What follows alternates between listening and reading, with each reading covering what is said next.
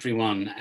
Good evening from a very sunny Sheffield. It is great for so many of you to be joining us tonight. My name is Joe. I'm from the not-for-profit Opus and Independence that is based here in Sheffield that coordinates the Festival of Debate. Now, the Festival of Debate is an annual programme that we run each year to bring communities together to discuss new ideas that shape our understanding of the world. I'm very excited about tonight's event, which is all about building networks to make change. Now, every Festival of Debate event is pay what you feel to ensure that it's free at the point of access, but we do rely on donations from audience members to help us make it happen. If you're in a position to donate to support the Festival of Debate, that would be massively appreciated. You can find a PayPal link in the Zoom webinar or in the live stream description where you're watching this, either on Facebook, YouTube, or Twitter. Festival of Debate staff will be monitoring the chat tonight, so we'd like to ask all audience members to please be respectful of others when interacting on any of our platforms. And we do have a Safer Festivals policy, which is listed on our website. I'm very excited to introduce our two chairs for tonight's event, who are both from the UBI Lab Network. Could you please welcome Chiwe and Johnny. Hi there. Hello, good evening. I'm Chiwe Chihana. Hey everyone, I'm Johnny Douglas.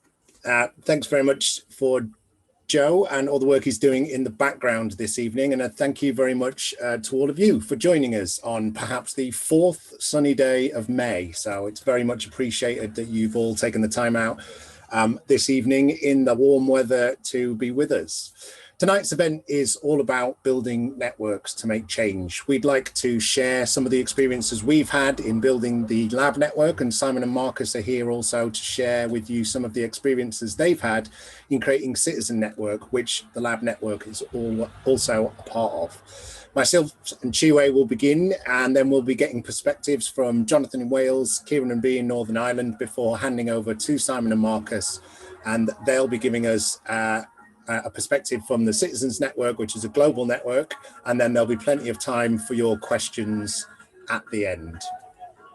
I'm just going to start a presentation that I've pulled together to give you a bit of a better idea of what we've been working on. So hopefully that's sharing okay. So our story is centered around something that you will have no doubt heard of over the last 15 to 18 months, which is called Universal Basic Income. But we think the lessons that we've learned in our journey over the last 4 years are applicable to lots of people, groups and movements wanting to take action. So that's what we wanted to share with you this evening. So I've put a definition of what a basic income is up on the screen, just for anyone that isn't aware. But hopefully if we've been doing our jobs reasonably well, you should have heard of that by now. So the UBI Lab Network is an ecosystem of groups of people wanting to take action and campaign for testing a basic income to see how it can help people from all walks of life.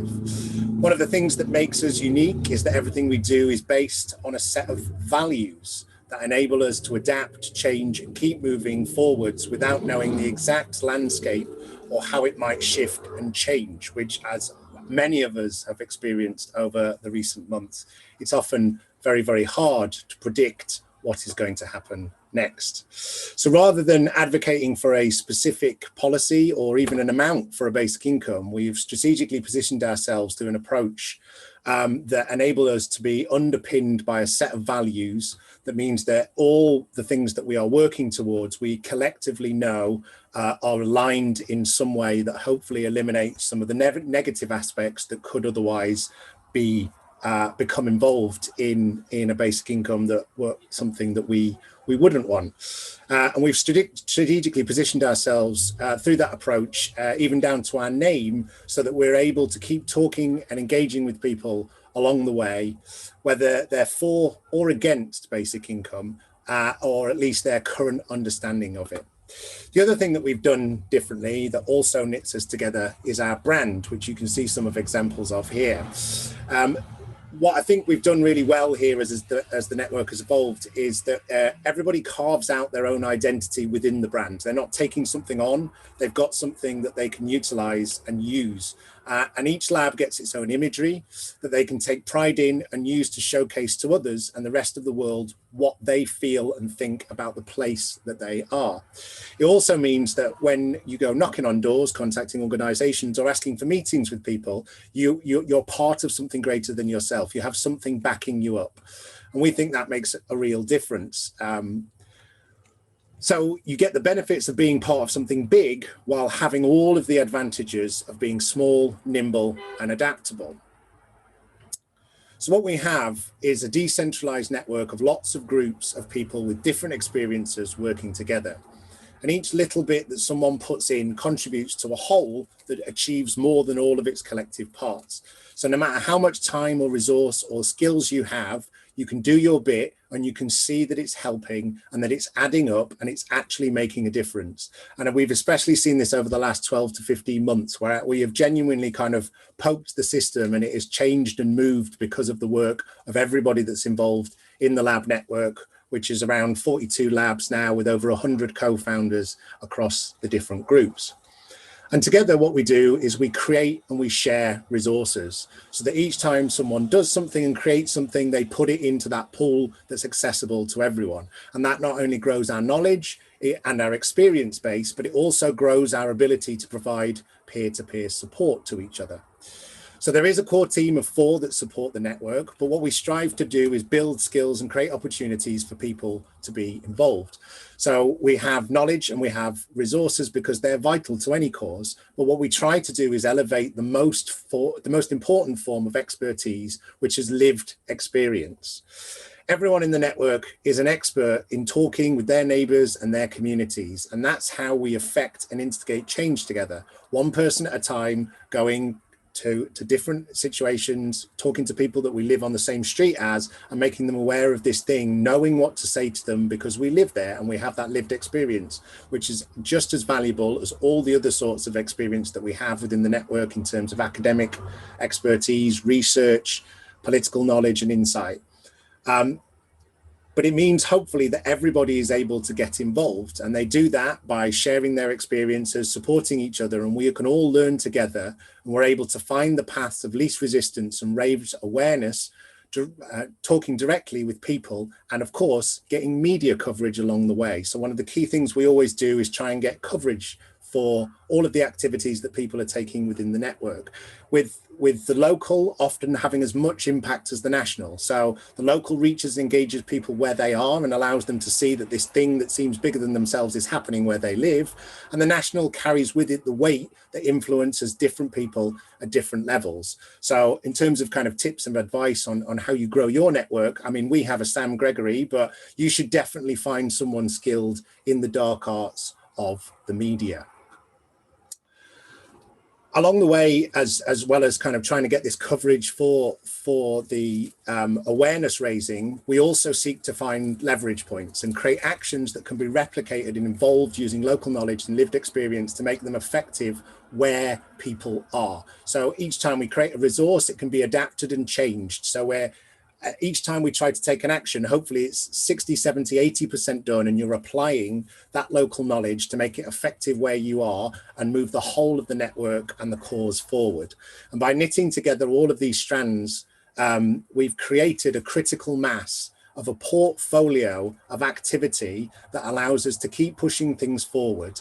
And it allows us to start to move mountains that we need to move and climb the mountains that we need to climb to get to the people that will influence and change things along the way across a broad range of portfolio items from the political through to civic society. And I'm going to hand over to Chiwe now to give you an example or some examples of the projects that we've been working on. Thanks so much, Johnny. And yeah, what a brilliant lead into what I've got to tell you. So we've had some quite a few impact projects that we've been working on and we continue to work on alongside the wider network. More recently, and ahead of the May's local elections, we were asking mayoral candidates, for example, across the United Kingdom to put their name to our pledge, which was for them to promise to support pilots of universal basic income. And for that, we adopted the hashtag pledge for UBI. This means that beyond our own network, we were able to attract other networks as well to contribute to this conversation and asking their mayoral candidates to contribute, to pledge to support a universal basic income. Now that pledge, that mayoral pledge, was an action by the CPPLG. You'll hear about the CPPLG as I go through this. So that's a cross-party parliamentary and local government working group on UBI. This is co-secretariat by ourselves, the UBI Lab Network, and Basic Income Conversation, which are incubated by the think tank Campus. Now, this is the CPPLG itself is an innovative new structure which consists of cross-party members of parliament, including those from devolved governments, local authority councillors, metro mayors, peers, and local government officers as well. It's actually chaired by an elected MP. So we've made sure that we have an elected MP on that. We have peers, we have local government councillors or mayors, alongside a diverse membership. And for them, their aim is to co-produce work collectively and advocate for policy positions, and such as well as basic income pilots and the need to test alternatives to the current system. And now that CPPLG, again, the cross-party parliamentary and local government working group on UBI, was born from the experiences of getting motions passed. Now, these motions passed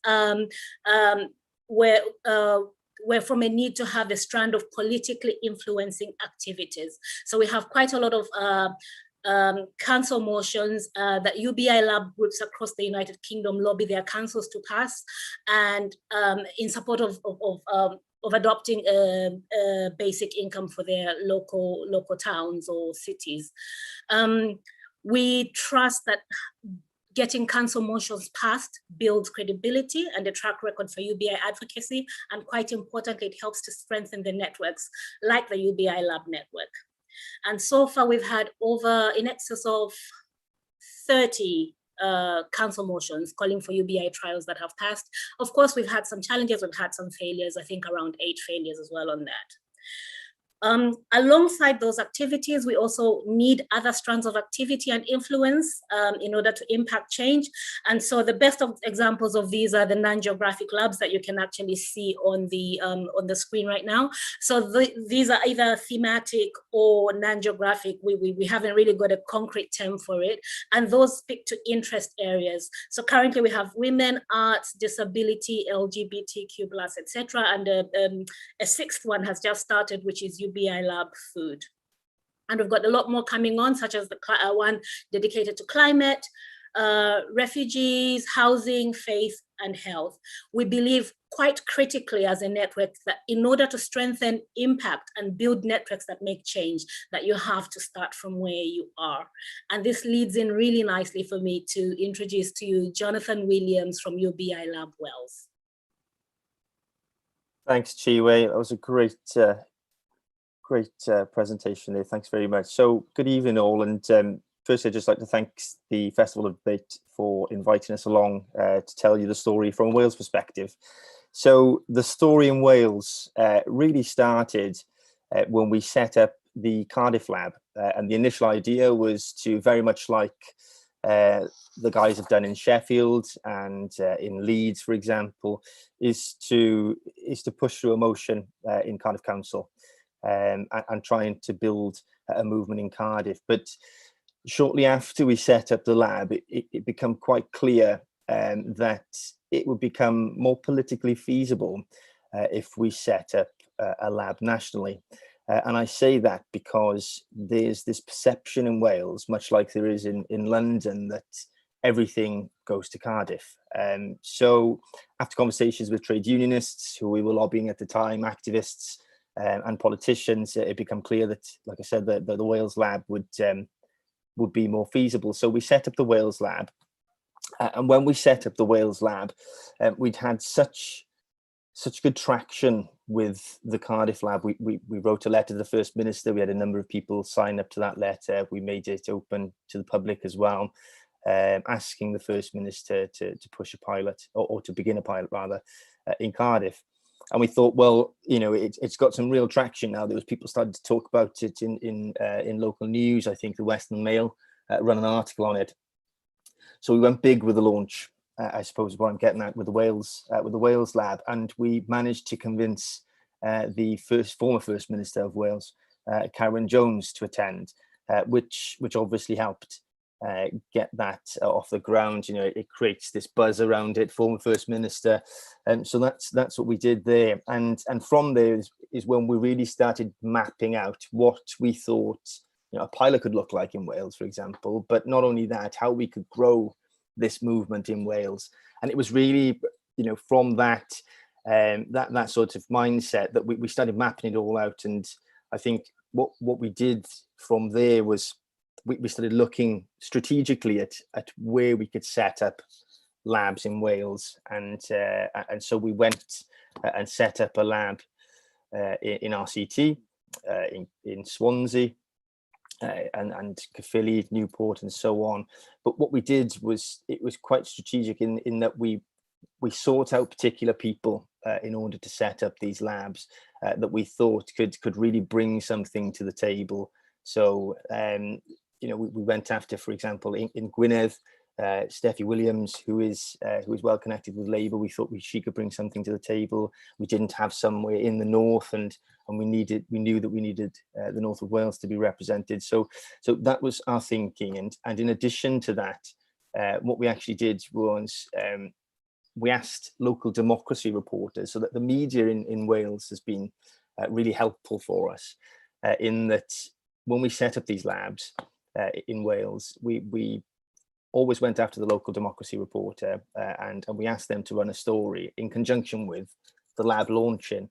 So that created a bit of a buzz about it.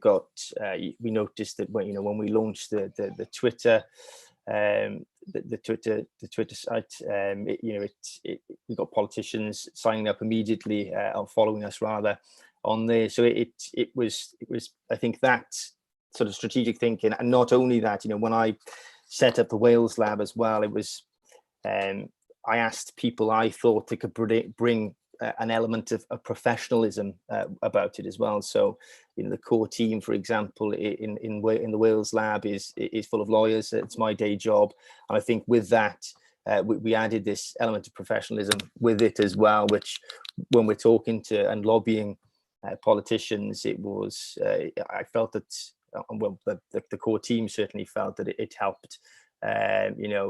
Speaking with them, you can obviously have these transferable skills, doing that. You speak to clients and so on a regular basis. So it was that type of thinking around it as well. And in terms of, well, as soon as we sort of set up these labs, these local labs, we like I said, we lobbied these politicians and so on. But then that's when the work started really with getting these motions off the ground. And what we found that the momentum was starting to build. So we were not only getting these local democracy reporters to write articles, but we were having launch events in conjunction with these labs setting up. So we had an RCT event that we had Beth Winter attend, for example, Mick Antonew, Leanne Wood. So really recognisable politicians in Wales, which would of course put the RCT lab on the map. And I think after we set up the RCT lab in August, the Swansea lab in Swansea. So we did it sort of, so we had one almost drop in every month. So there was a continual flow of news coming out of Wales that this movement was growing and growing and growing. And I think that helped create a bit of a buzz with it as well. And after we set up, I think the Swansea lab, shortly after that in November, the first motion actually passed. So Swansea were, really quick off the ground, and we got the motion passed in Swansea. And I think with that happening, there was sort of a domino effect then. So the momentum just grew and grew and grew in that, we had the Swansea motion passed, but then the RCT motion passed. So like I said, it was this there's constant flow of news, and I think it was Swansea in November, RCT in December. We had the Cardiff council leader. The Cardiff council, we didn't actually get the motion to the floor because of some technicality, according to the monitoring officer in Cardiff Council. But what we did in turn is we pushed the leader to write to the First Minister asking telling him that he's really interested in getting this, getting a pilot in Cardiff should the opportunity arise. So that was again, part of that news stream that we constantly had going on. And then the Gwynedd Lab, I think that passed the motion in February as well. And then with that, of course, the pledge campaign started, which I think is probably our biggest success to date. And the network deserve a lot of credit for that as well, particularly Sam.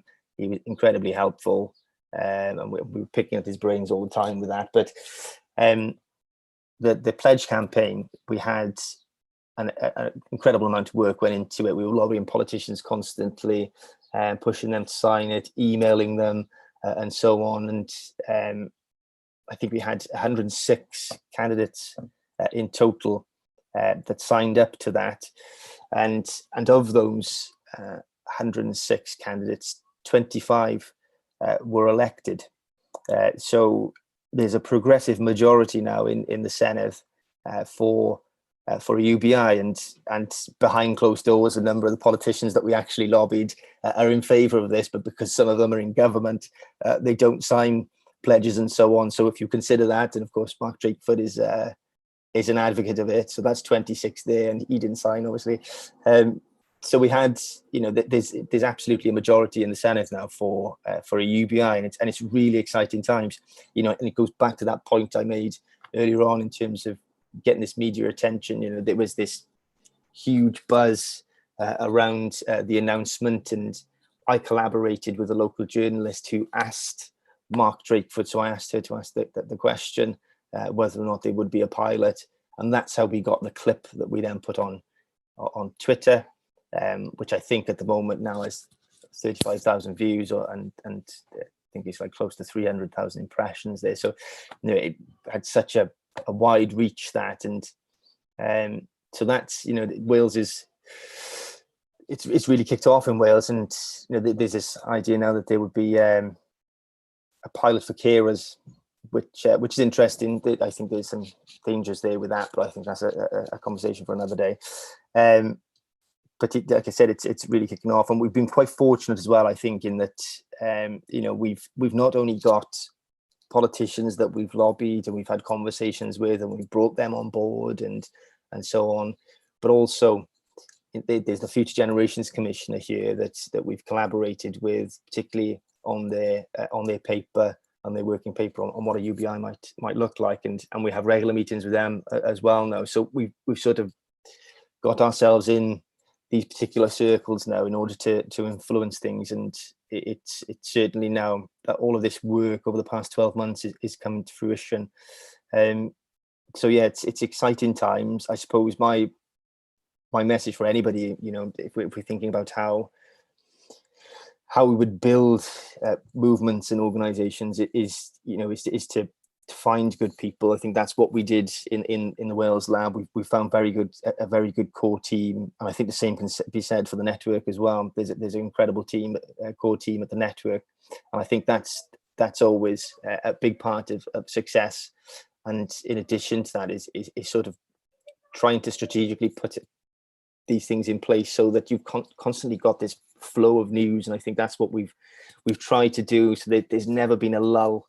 As much as I'd like a rest, because we do this on a voluntary basis, there's always something happening, and I think that's how you keep things going, is that there's this constant stream of news. So I think that would be my sort of signing off message, and I'll pass you over now to the Northern Ireland Lab. So B and Kieran will be speaking with you. So over to you guys. Okay. Well, I was coming up to retirement in the spring of 2018, and I was aware that I wanted to contribute to society in some way. I wasn't sure how, but I sensed that I wanted to be a better citizen. I happened to come across an advert for Belfast Imagine Festival, and I signed up for an event that included a discussion about universal basic income. Although UBI was very new to me, it was easy to recognise the importance of this idea because we had all become aware of the proliferation of food banks, which was telling us that our welfare system just wasn't working. At the end of this session, I proposed to the group that UBI was really important and that we should continue the discussion. So a few weeks later, 6 of us attended our first meeting in a cafe, and Basic Income Northern Ireland, or BINI, was born. The attendees included me, with no knowledge of UBI. I'm no academic, but the others consisted of a technology specialist with awareness of artificial intelligence, a PhD candidate focusing on UBI, a policy researcher, a fund expert, and a manager of an advice centre. So together we managed to get a small fire going, and gradually that small fire has been getting larger. For example, we've attracted academics, professors and postdoctoral researchers, as well as students at various levels. We've also attracted professionals from advice centres, housing rights, psychology, and artificial intelligence. Other people have also asked to be kept informed through BINI's email system. Since then, many more people have come under pressure due to the pandemic and the resulting loss of jobs. Commentators have described it as Northern Ireland's poverty crisis. Although we currently need food banks, we shouldn't accept this as a norm. Charity isn't social justice. No mother, father, or child, no man or woman should have to rely on a food bank. After all, we're regularly told that the UK is the 5th richest country in the world. How have I changed? Since that introduction to UBI, I've learned that I myself am on a basic income. It's called a pension. And I know about the security it gives me. I've also learned a bit about economics. For example, I've learned that our economic system is a social construct, meaning we can decide what sort of system we want. Can we afford it? People tend to say that there's no way we could afford UBI, but I'd like to use Belfast's water system as a metaphor. Belfast is still relying on Victorian water pipes, old pipes that are leaking water copiously, benefiting no one. But we're currently engaged in the solution. We're scanning to establish where the biggest leaks are and then stopping them. Maybe we need to do the same with the economy. Scan where the whole system and check where the money is leaking out to the benefit of no one or very few. For example, Carl Wildergast argues that tax loopholes in the UK cause a loss of over £93 billion a year. This is the sort of thing we can't afford. So where are we now? As Basic Income Northern Ireland, our main focus was on public awareness and outreach. After all, if people don't know what UBI is, how can they support it? We worked at this level for about 3 years. Then Patrick, our PhD candidate, introduced us to the UBI Lab Network. Our steering group discussed whether we should move in that direction, and the meeting reached a full agreement. We were ready for the next stage in development. Patrick established UBI Lab NI, and we quickly benefited from the knowledge and expertise of the network, who helped us launch our fully costed proposal for a UBI trial in Northern Ireland, which has been supported by 6 councils so far. Thank you, UBI Lab Network. So let's mend those leaks and keep moving forward. Thank you for listening. So I'll just follow on from what Bea has mentioned, as she discussed, as Basic Income Northern Ireland focused much more on public awareness and outreach. UBI Lab Northern Ireland very much sort of tries to build upon that and develop more sort of political outreach. So I'd like to take you all through the journey with respect to where Northern Ireland is politically regarding a universal basic income. So as Bea rightly mentioned, we have 6 councils who have passed motions either supporting UBI in principle or supporting UBI trials in their boroughs and districts. In each case, we concentrated on reaching out to the local councillors and activists prior to the motion going to council, so that we may gain a deeper understanding of the most relevant issues in the specific local area. So whether that issue was housing, poverty, joblessness, or a lack of social cohesion, we ensured that our motions were tailored to demonstrate how UBI, while not a silver bullet, could help mitigate those issues. So furthermore, we engaged in local coalition building with community groups that were working directly in these areas, and that helped further enhance our lobbying efforts, as these local activists further lobbied their local councillors, many of whom they knew personally at a local level, and that added an extra dimension to the work that we were doing locally. So while UBI is a grand policy aiming at providing financial benefits to everyone in society, our political journey in Northern Ireland has very much been rooted in localised politics. So building on this political momentum of 6 councils out of 11, I should say, we haven't got that many councils in Northern Ireland, so 6 out of 11 is a big sort of a percentage of that. UBI Lab Northern Ireland has rounded up political representatives and officers from these 6 councils, along with academics and members of civic society, to form a steering group which is dedicated to exploring the feasibility of a UBI trial in Northern Ireland. So this is a cross-party steering group made up of elected representatives from across the political divide, with representatives from the DUP, Sinn Féin, SDLP and the Alliance Party. So this showcases how UBI can be a real political leveller here, and anybody who's familiar with the political divisions here will know what a sort of fairly momentous policy that sort of brings together those parties really can be. So we are a few weeks away from our 3rd steering group meeting of this steering group, and we have already made tremendous progress towards getting a feasibility study off the ground. Indeed, we hope to have funding secured in the coming months and to break ground on a feasibility study by the end of 2021. So our approach aims to recognise Northern Ireland's unique position as a developed post-conflict society, and aims to measure the extent to which a UBI can improve social cohesion, cross-community relations and reduce criminal behaviour linked to paramilitaries. So testing universal basic income as a peace dividend will uniquely add to the wealth of literature on universal basic income. So as the aftermath of Brexit reopens old political divisions and the economic impacts of COVID-19 hits low-income communities the hardest, the threat of paramilitaries seizing upon this is an opportunity to advance a violent agenda has unfortunately increased. UBI as a peace dividend could provide another reason, if there were any more reasons were really needed, as to why universal basic income is the pressing policy of our time. But if we are to succeed in this endeavour, both locally in Northern Ireland and further afield, it will only by building a broad coalition of politicians and activists at the local level. Thanks very much, and to that I will hand back to our chair, Johnny. Fantastic. Cheers, Kieran. It's all never ceases to amaze me, and I know that everyone who's part of the network will agree with this, is just how much stuff is going on through the network. I don't think any one person can kind of keep on top of it all at the moment. I think that's testament to the ecosystem that has been built. So that was the UBI Lab story. We have got a Q&A function on the webinar this evening. So if you'd like to start dropping in any questions you've got for anybody that's spoken so far, while you are also listening to Simon and Marcus, who are going to talk to you about Citizens Network, which the UBI Lab Network is a part of. And also Simon was one of the original co-founders of the first lab in Sheffield and the network itself. So strap in. I know that was quite a lot of information and a lot of kind of interesting things to think about and ask questions about. But the UBI Lab Network is one part of a global network, which is called Citizens Network. So I will hand over to Simon for our next segment.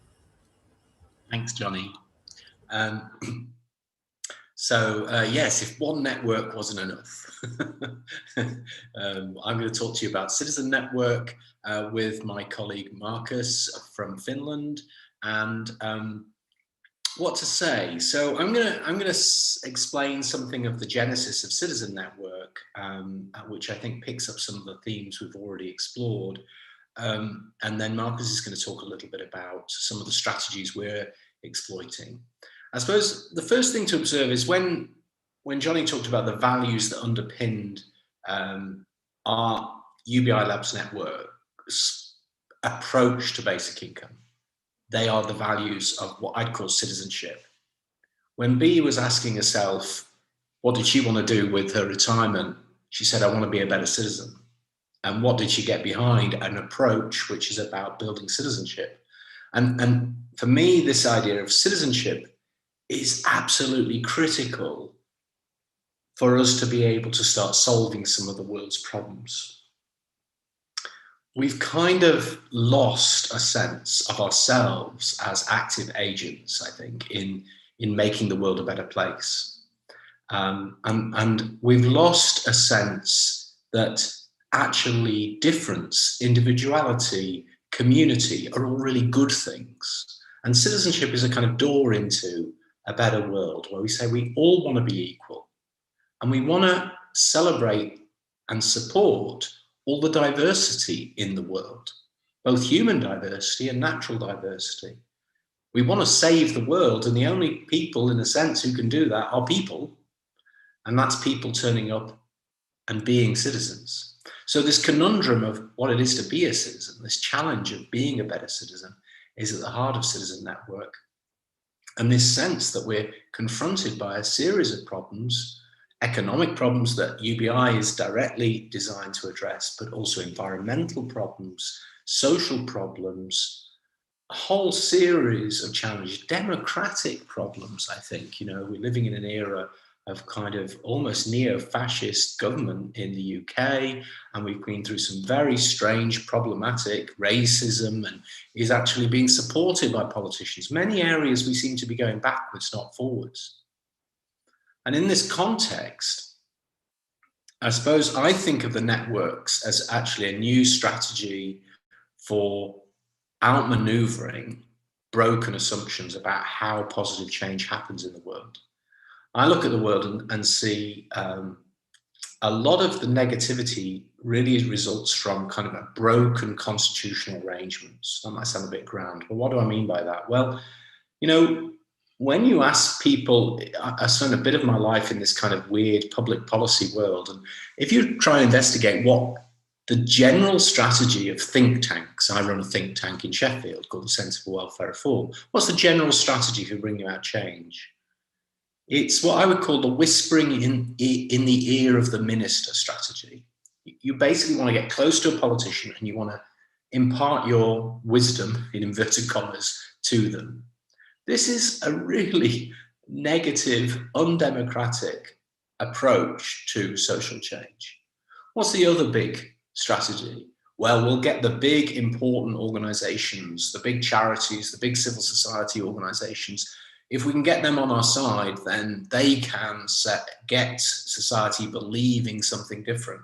We, as it were, give over our will and our intelligence to systems that aren't good enough. They aren't challenging. They're inherently conservative organizations. They're often driven by their own commercial interests and their own seeking of power. Essentially, the strategies that we're adopting or have been adopting over the last few decades to advance social change are not nimble enough. They're not creative enough. They're not engaging people in the right way.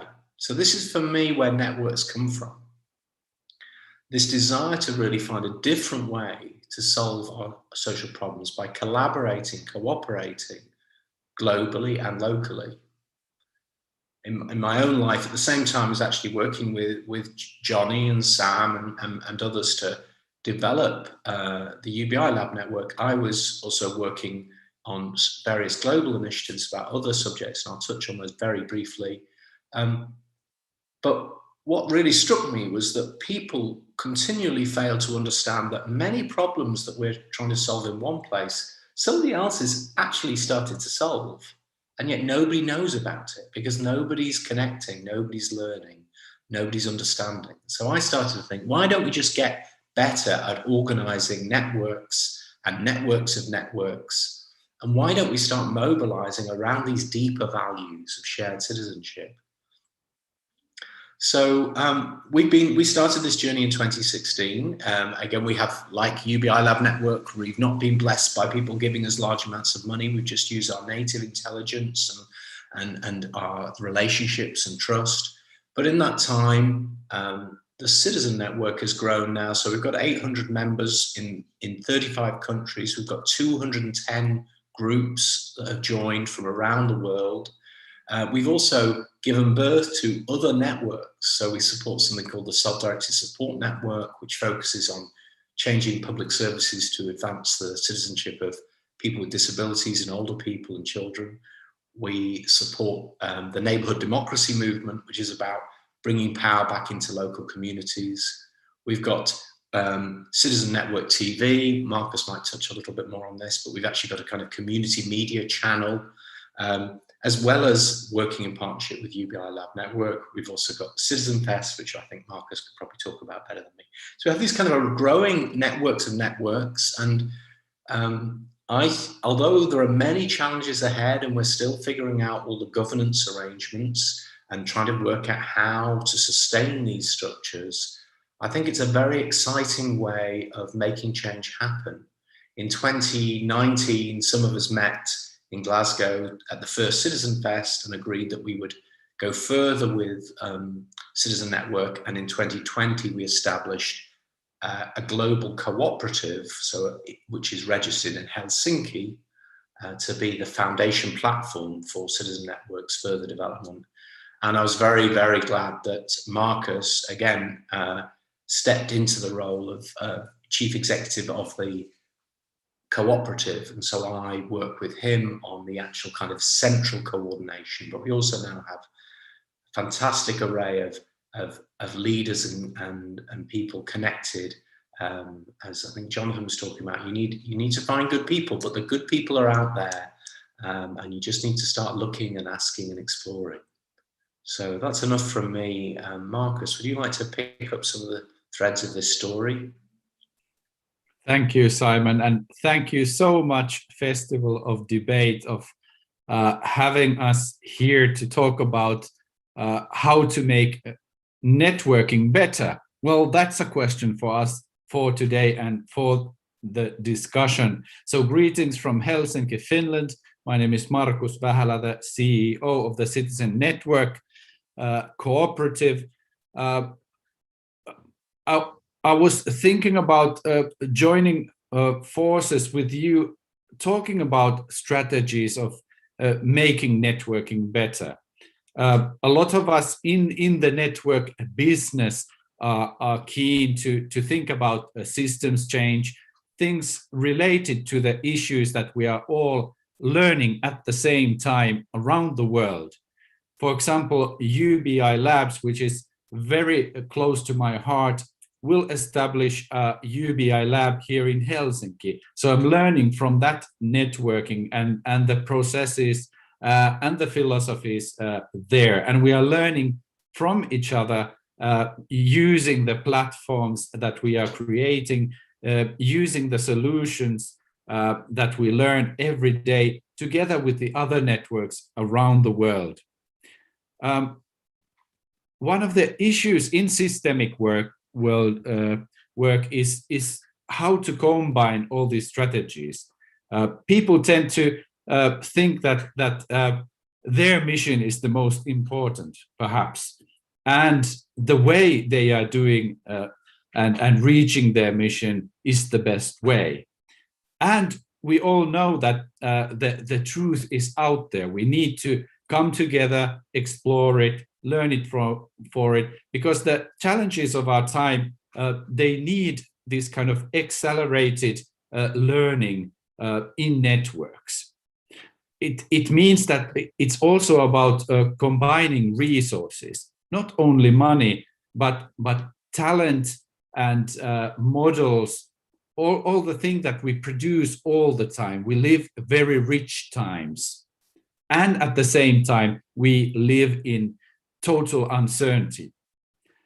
These uncertain times need more skilled people, and individuals learning in networks is the way to go. And this learning happens in local communities, in nations, in areas, but more and more in these thematic groups that exist around the world, around themes linked, for example, with poverty, like UBI Labs. And the question of universal basic income is very relevant in Finland, who has experimented universal basic income. So this kind of learning, scientific research linked to the grassroots level action is one way to do it. And what is the network for the rest of us? There's people with difficulties in learning and expressing. How can we be the most inclusive network out there? How can we include more people to experience citizenship to the fullest? So we established Citizen Network TV this January as a way to use media as a platform to invite people together to talk about their message, to get their message heard, but also to link to other people around the similar themes. So now we have 56 Citizen Network producers producing media on our YouTube channel and also on social media. So using this kind of doing as a way to link people together allows them to talk actually about the issues, themes, solutions, problems, and also allows them to come together to do shared action. There's a lot of talking around the world, but how to make that happen is the question that we can discuss tonight. In systemic work we say that we are not here to create solutions, but more like reframing the problem. So that means so many things to so many people. So we need constant sense making around the themes that are relevant to people. So they are not on so high level that you cannot really link them to anything that happens in real life. Last week we started to work with 30 university students from Berlin who were sort of keen into exploring what Citizen Network is and how to advance that strategically. So that learning in itself links people to the networking ideas. So learning by doing this at the same time needs some coordination and some platforms. We believe that Citizen Network could be a platform for change by exploring the issues relevant to people. The COVID year has taught us a lot of skills around networking using digital systems, but like the UBI Labs, the answer is in us, in individuals working in our local communities.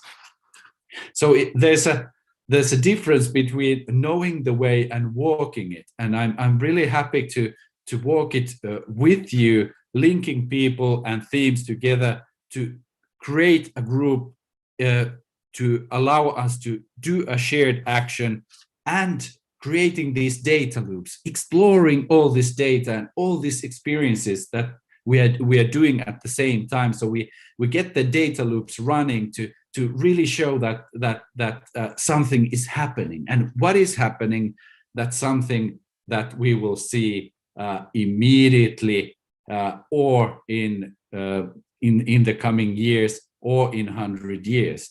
A life has to be lived individually.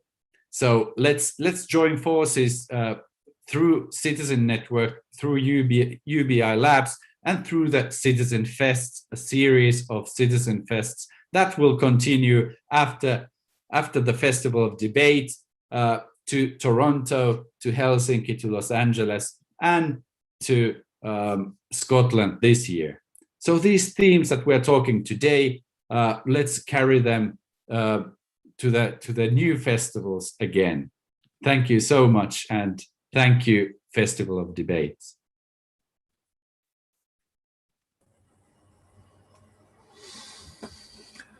Brilliant. Thank you, Marcus and Simon. Really interesting perspective. As always, there's kind of so much going on in the Citizens Network. I think there's over 700 members organizations across the world now. There's 800 individuals. There are 210 organizations and in 35 countries.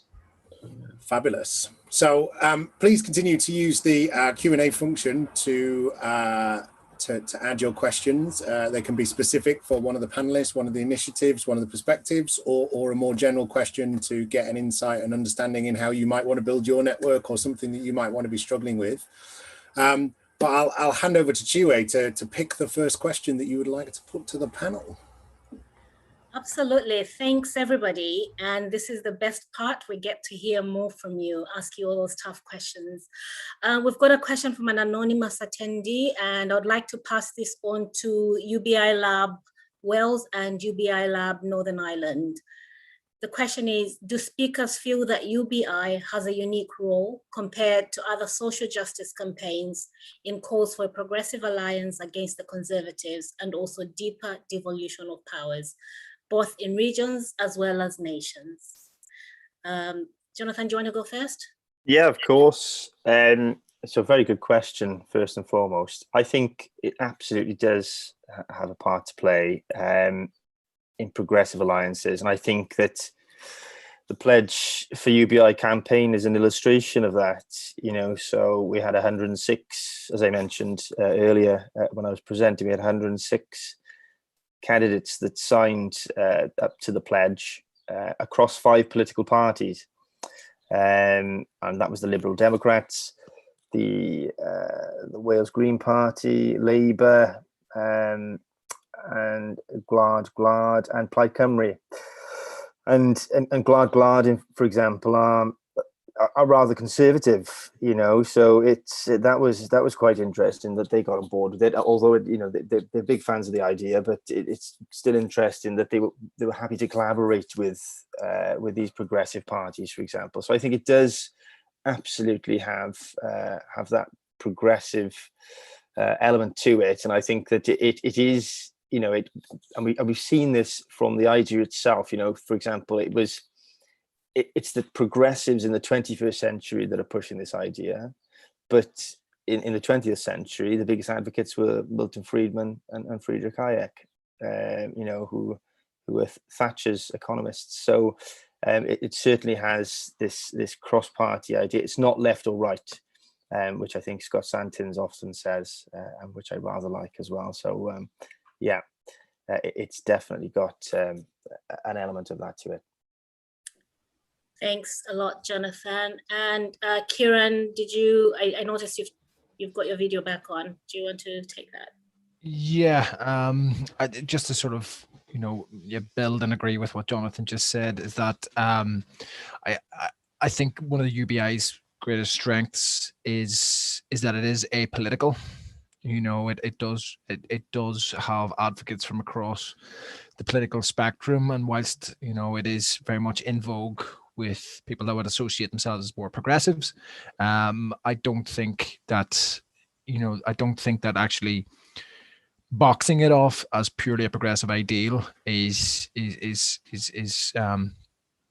beneficial, or really what we should be trying to do, because I think for it to actually sort of get across the line, and actually for us to build those broad coalitions, you know, we need to show that it is flexible, it is a versatile policy ideal, and we need to sort of try and get a broad coalition of people on board in a Northern Ireland context. And I think, you know, just to touch upon, you know, another aspect of the question about enhancing the role of devolution, you know, we've seen in Scotland have produced a feasibility study, a very well sort of researched feasibility study, but, you know, it's not going to get Westminster assent, because UBI trial is going to interact and with benefits that is obviously Westminster led Northern Ireland as a Northern Ireland executive. We don't have the tax raising powers and the devolved powers to implement a full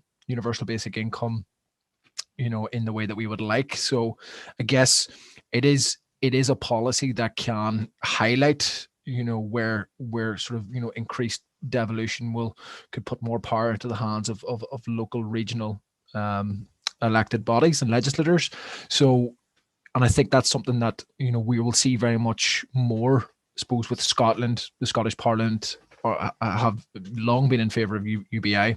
The Welsh Senate and Labour are committed to UBI. Northern Ireland, I think, we are going to have a feasibility study out in the next sort of 12 months or so, really highlighting that from a Northern Ireland side of things. So I think the calls for greater devolution to empower people outside the centralised Westminster approach is going to get louder over the coming months and years as a result of not just this policy but wider policy in that space. So I do see progress on that side of things in terms of the calls for enhanced devolution coming in the future, in the days and weeks and months ahead.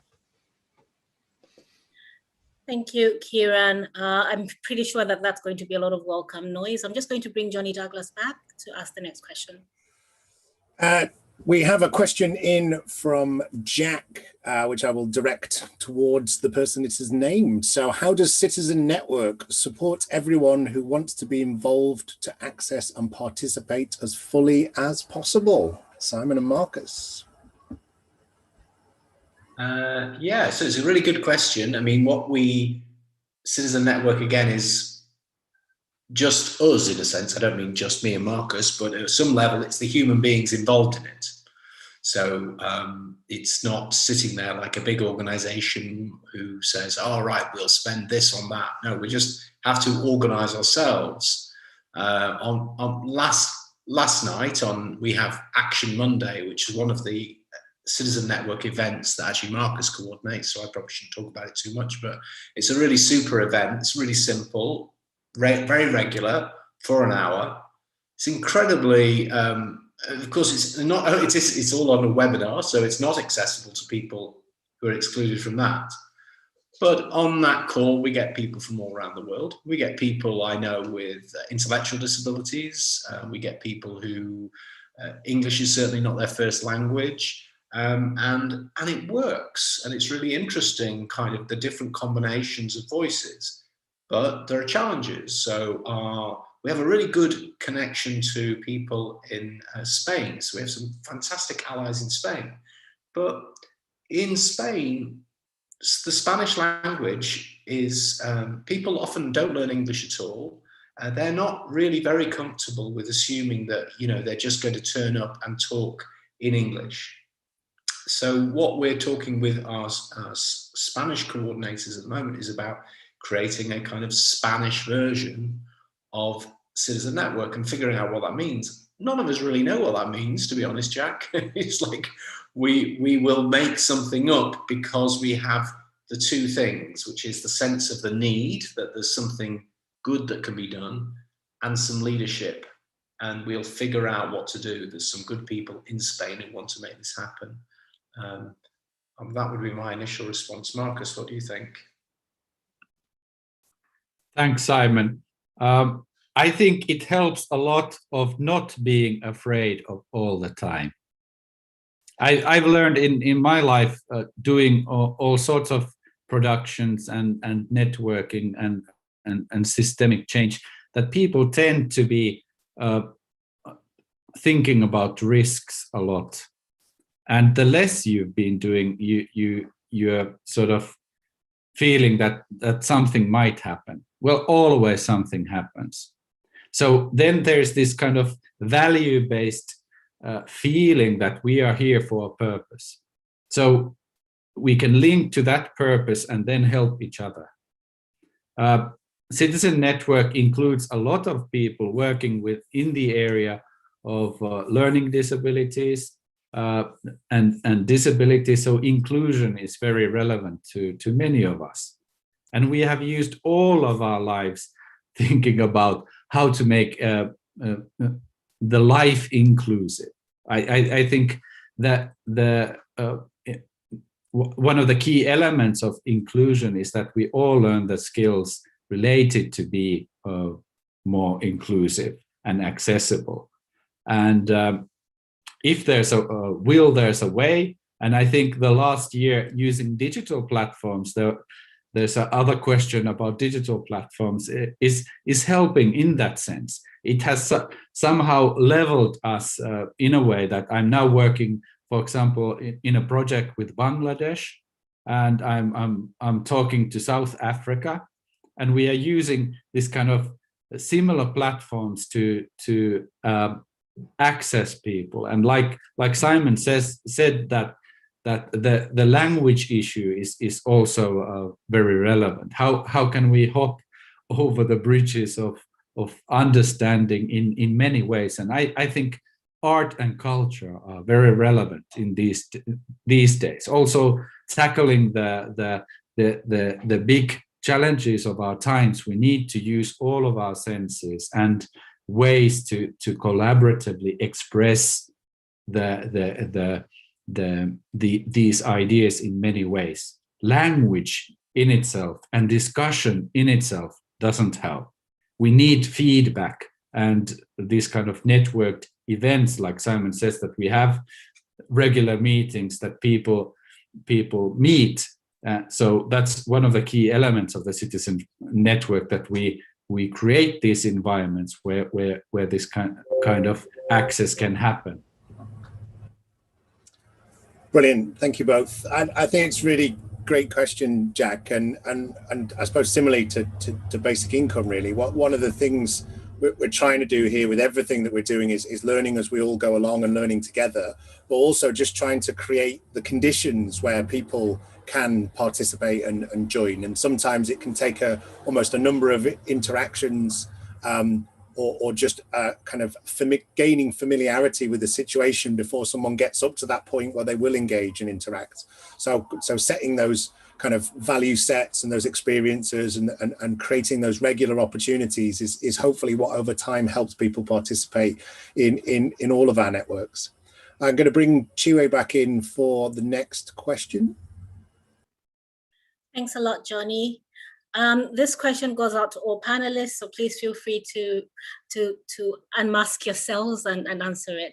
For all panelists, do you think the new adoption of digital technology during the pandemic has started a step change in citizens organizing together? Who wants to go first? Simon, you're smiling. Oh, yes.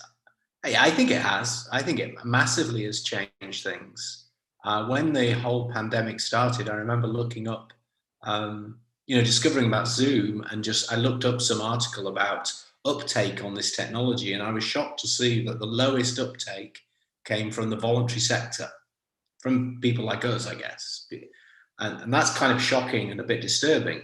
But I think we've embraced it, and what I see happening is again, much greater nimbleness and organization, and people willing to take action quickly.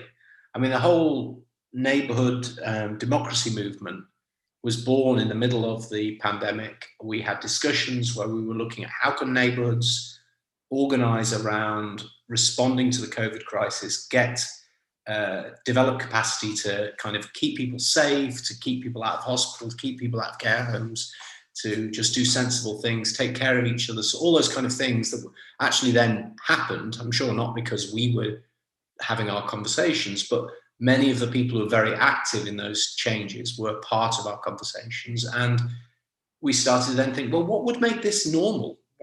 How would we start to live more like this so that actual communities flourished, people took more care of the community and of each other?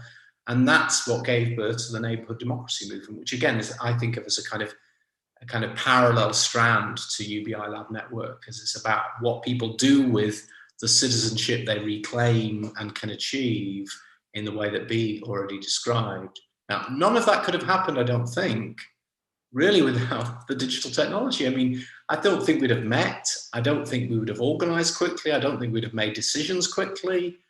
And as Marcus touched on, actually the ability to do that and make mistakes and just do stuff is also where you develop trust.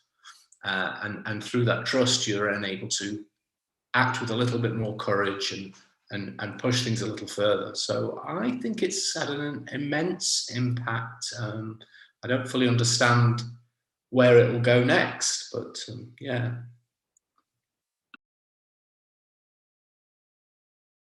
Thanks, Simon.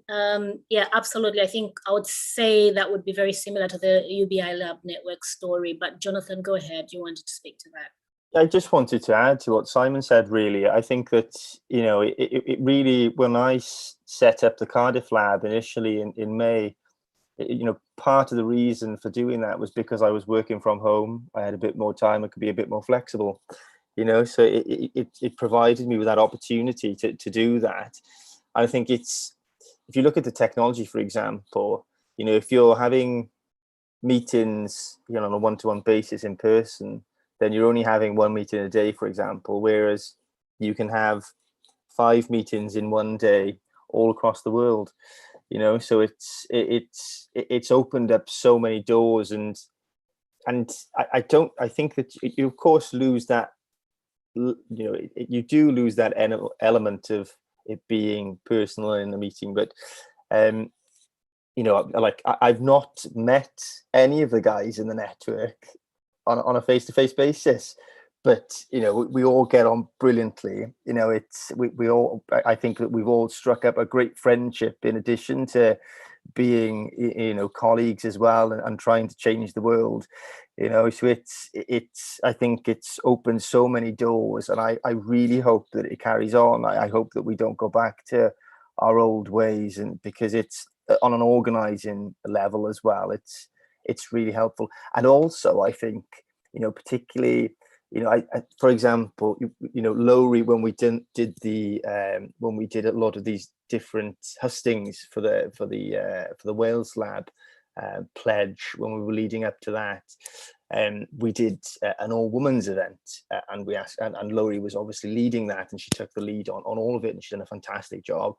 But and she chaired the meeting, and she's done fantastically well. She would never have done that if it was in a room full of people. You know, it was because it was on Zoom that she had the courage to do it, and now she's gone on to do other things as well. So it's helped grow Louie's confidence as well.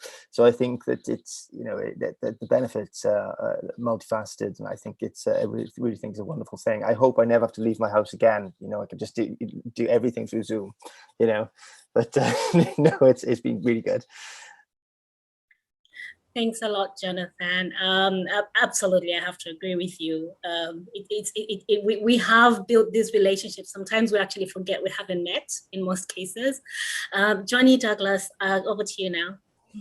Thanks, Thierry. I was just going to add a little bit to that, because as Jonathan said, is the vast majority of the network have never met in person. Like, we've more than quintupled in size over the last 12 months. And I think it's kind of to some of what Marcus was speaking to is making sure that those feedback loops are in there, is that the digital creates lots of wonderful opportunities. But I think the advantage we have is that we're all doing this because of a kind of a set of principles or a set of values and for a purpose. And that binds us together, and that gives us meaning.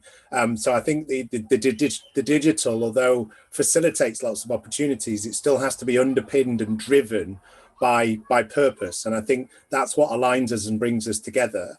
And I think it's also really important that those communication channels are open as well. So a lot of the actual sort of organization of the network itself takes place on WhatsApp in lots of groups of people talking to each other, which is obviously not particularly efficient at all in terms of communication. If you were trying to make it efficient or systemize it, you would definitely not use WhatsApp, because there's just so much going on, it's hard to keep up with. But because so many of us have never met in person, that conversational element allows us to start to form those bonds, which take longer to form when you aren't meeting face to face, and you don't have all the nuances of the body language and all the different tonality and the way that we actually non-verbally communicate with each other all the time.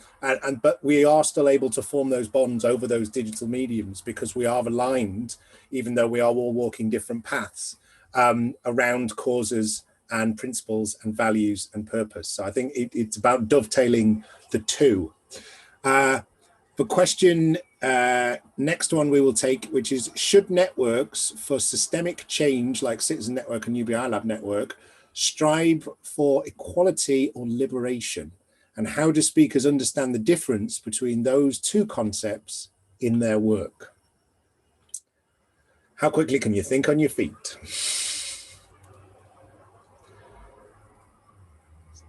Simon? Sorry, and I'm talking too much, but I am by trade a philosopher, so this is meant to be my business. So talking about these things, and I mean, actually, so I'm not gonna waffle on too long. I could for a long time, but I'm gonna paraphrase. This sounds slightly pretentious, but I'm gonna paraphrase Aristotle.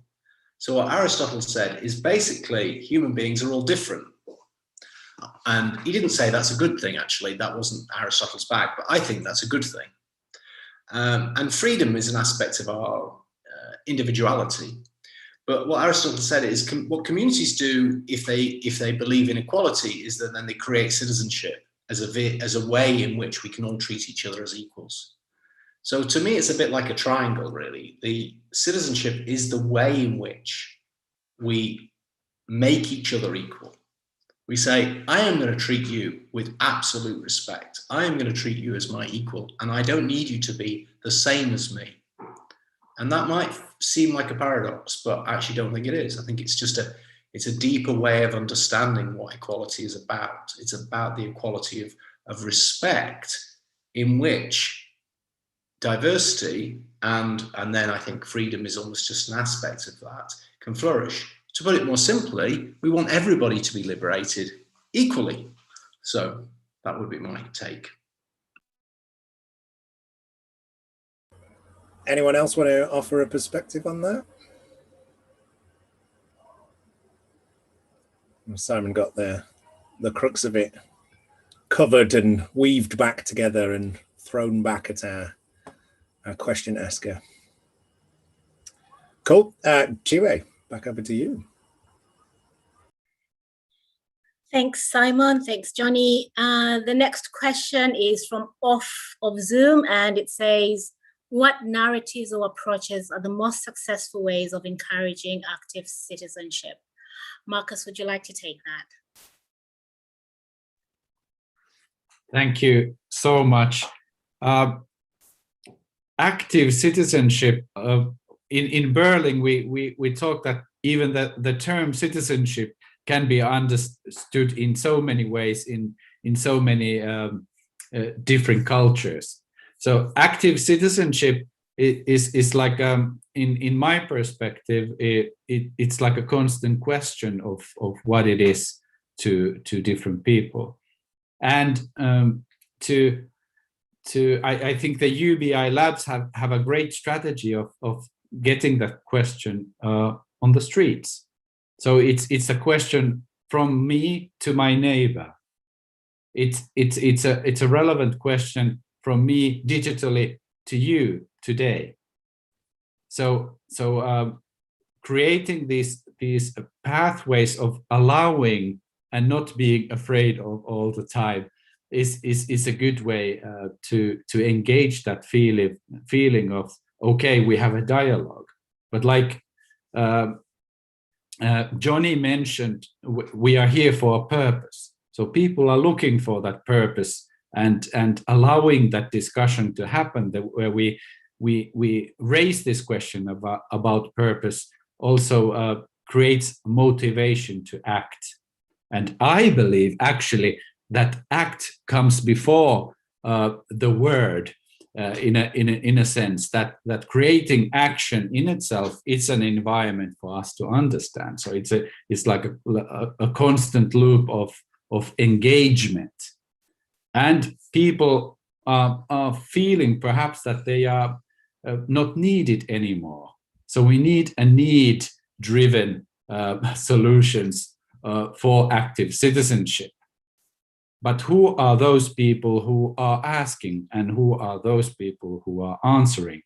I believe that it's all of us, and it's all of our duties as adults and as citizens today to take action and to take responsibilities.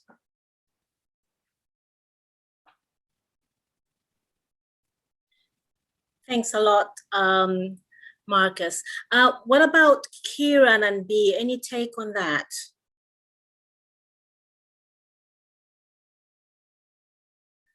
Kieran, B, are you there?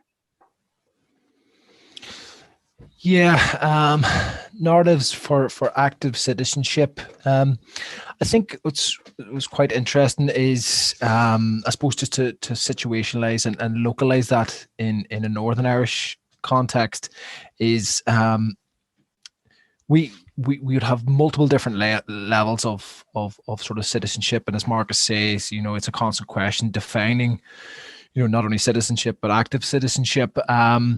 But I would say as a result of our political structures, as some people may or may not be familiar, you know, our political apparatus in Northern Ireland for many years, sort of between 2017 and 2020, wasn't working. You know, our devolved government wasn't sitting, and what that necessitated at a local level in terms of getting things done requires people at a very local community level, you know, rolling their sleeves up and actually filling the gaps, as it were, with respect to providing services and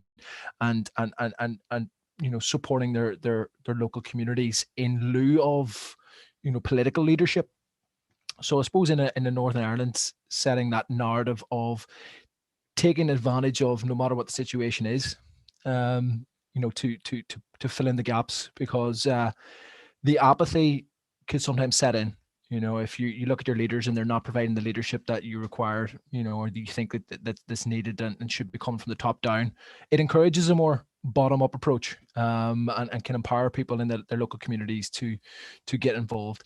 And sort of just tying that back to a lot of things that what Simon was saying, that, you know, it's connecting, you know, those various different networks, people that are working at a local community level, and really pulling those different sort of localized networks together, and that's what we've found worked really well at a local level in Northern Ireland, is that there are great people doing stuff on the ground, you know, but it's tying all that together. So I suppose it's tying into that narrative. It doesn't matter what's happening from a top down side of things. The great change can come from the bottom up.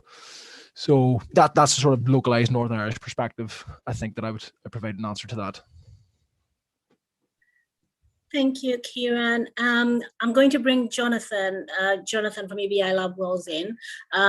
What about you? How do you get more people more active engagement across the communities in Wales? I think narratives is very important, actually, and I was hoping I'd be able to get this in at one point, you know, because we've been putting out there for such a long time. But I think it's about, you know, what we've said in Wales, and people have adopted it elsewhere, is that we're calling a universal basic income our generation's NHS. And I think that having that particular message that cuts through to people, that really allows them to understand the enormity of this, what this policy could be. You know, for example, you know, and why, just for people wondering perhaps why I'm trying to run parallels with UBI and our generation's NHS, is that, you know, at the last national crisis this country faced, at the end of the Second World War, we had the NHS was born, and now, of course, you know, after the next national crisis this country has faced, being the pandemic, we're hoping that a universal basic income could be that transformative policy that we saw with the NHS. So I think that it's all about messaging, narratives, and I think by having those narratives and you know, that type of messaging, and something that people can really resonate with, you know, it then makes them believe in the transformational potential of a policy, and by saying, and you know, history has a funny old way of repeating itself, doesn't it, as well? So I think it's all about messaging and bringing those people along with you, and I think that's something that's particularly cut through. And you know, we've seen politicians have used it, and when we've said it, you know, we've actually said it to politicians behind closed doors as well, for example, and they're like, oh, we really like that, you know. So it's a shame we can't copyright it, actually, you know, but there we go. But I think that you know, it's about those messages. And you know, just to quickly say, I think that it's terrible now, isn't it, that we're at an age where it is sort of like 3-word messages that do cut through. You know, I hate to say this, but get Brexit done, you know, but take back control. All of these different types of messages, they really cut through, you know, to the general public, whether you like it, you know, or not. They did, you know, and it was a masterstroke by that particular section of politics. So yeah, I think that's the type of things that I was trying to word that well. But I think that's that's the type of thing that we need to do, is, you know, focusing on messaging and things that really cut through. So that was just something I wanted to add on that part. Thanks, Julia. And I think that's a really important point. And I also wondered whether you want to add to the kind of the other end of the spectrum on that. So the cutting through to get to people is really, really key, but then us not having just kind of all grouped together in one pigeonhole, I think, is also really, really key. So in a lot of what Kieran was talking about in working towards the feasibility and some testing, obviously you're also looking at working up, as it's often referred to, a pilot, but really it's a demonstration to people and a way of engaging with people. I just wondered whether you wanted to give us a minute or so on how you're looking at that and the different ways of engaging people in that pilot across Wales.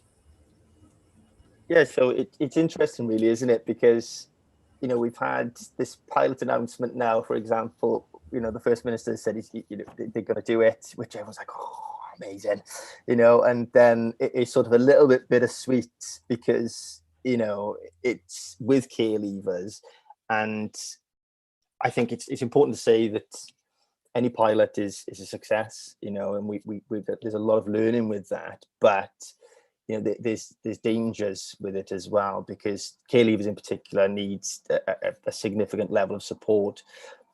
So what we're hoping to do, sorry, I went on a bit of tangent there, Johnny, but I just wanted to get that across.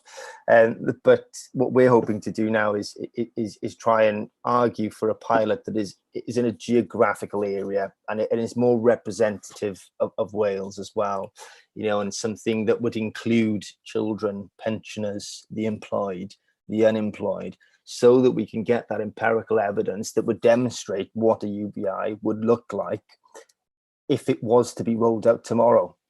You know, because of course, if you're doing it with just care leavers, and there's a question of how many care leavers there are in Wales at the moment. I don't know the number, but I should imagine that there's not more than 1,000 a year. I'd be very surprised if there's more than 1,000. So and they're not going to all be located in a particular geographical area either. So you're going to completely miss those community effects as well. So I think that's something that we're looking at, trying to get something together and engaging with people who are cleverer than I am, to try and help us with that as well. So I think it's also about having an ecology of ideas as well. You know, it's not just having this one idea, it's having a number of ideas, and we collaborated with the Future Gens Commissioner on their report, and that's something that they're doing with autonomy, and they'll release it in their own time. But yeah, it's about putting those out there, those ideas, different ideas out there. It's not pigeonholed into one idea, as you mentioned. Fantastic, thank you so much. And I think that's a really kind of nice place to draw things to a conclusion, is that Wales perspective on looking forward to those next steps and the next stages of building the network. I'd just like to say, obviously, a huge thank you to all of our panelists this evening. And maybe if I could just say, you've got 20 or 30 seconds to just give us any closing remarks on where you think your network will build next, if we could keep it short. So Simon and Marcus, between you, where do you see Citizens Network going? We've had that Wales perspective, so it'd be great to get the Northern Ireland perspective, and then we will wrap. Yeah. So from a Northern Ireland perspective, we think it's just perpetual motion and momentum, really, for us. We've got quarterly steering group meetings with our sort of political representatives and local councils. We have a Northern Ireland Assembly elections for our regional legislature in Stormont coming up next year. So we're very much going to copy and paste what the guys in the mayoral pledge and the guys of the Welsh Senate elections, the great work that the Lab Network has done in generating huge political momentum there, provides a great infrastructure for us to copy and paste. So alongside, our feasibility study, which will put the sort of technical details, meat on the bone, we're hoping that by next year's assembly election that we will have sort of very UBI friendly MLAs to lobby and implement that feasibility study. So it sort of seems that the stars are aligning. So yeah, all positive stuff going forward. Fabulous. And Simon, 20 seconds on what's next for the Citizen Network. There's so much, and I'll let please give Marcus a chance too, because he could pick up something else. The thing that I think is really critical at the moment is we're trying to figure out questions about governance. And I think a lot of what that's going to amount to is forging new relationships with key partner organizations. And so the relationship between Citizen Network, Opus, and the Centre for Welfare Reform, for instance, I think will be part of how we create the trunk of the tree, as I'm imagining it these days. And so, yeah, that's one dimension that's very important to our next stage development, I think. Brilliant. Thank you, Simon. And a very quick 20 seconds from Marcus. Thank you so much. I think it's about the thing that we experience today. Let's build better partnerships. Let's explore the possibilities for us collaborating in the future Festival of Debates and other citizen fests. Let's meet there and continue this discussion, and let's create shared action. Fantastic. Brilliant, Marcus. Thank you so much to yourself and Simon. Thank you to Kieran and Bea. Thank you to Jonathan. Thank you to Chiwe. Thank you to Sam for your support on the call. And I will hand back over to Mr. Joe Chris to see us out for the end of the event. Great, thanks everyone for a great Festival Debate event. It was really interesting to hear about all the different ways of creating change and building momentum through different networks, both locally, regionally, and internationally. That's it for tonight. If you want to find out more information about those various networks, you can Google them or click on the links in the Zoom webinar chats. That's Citizen Network and the UBI Lab Network. We've been the Festival of Debate. Thank you very much for watching tonight. We've got a handful of events left until we close on Friday. That's it for tonight. Enjoy the rest of your late summer evening if you're in the UK, and have a great week. Cheers.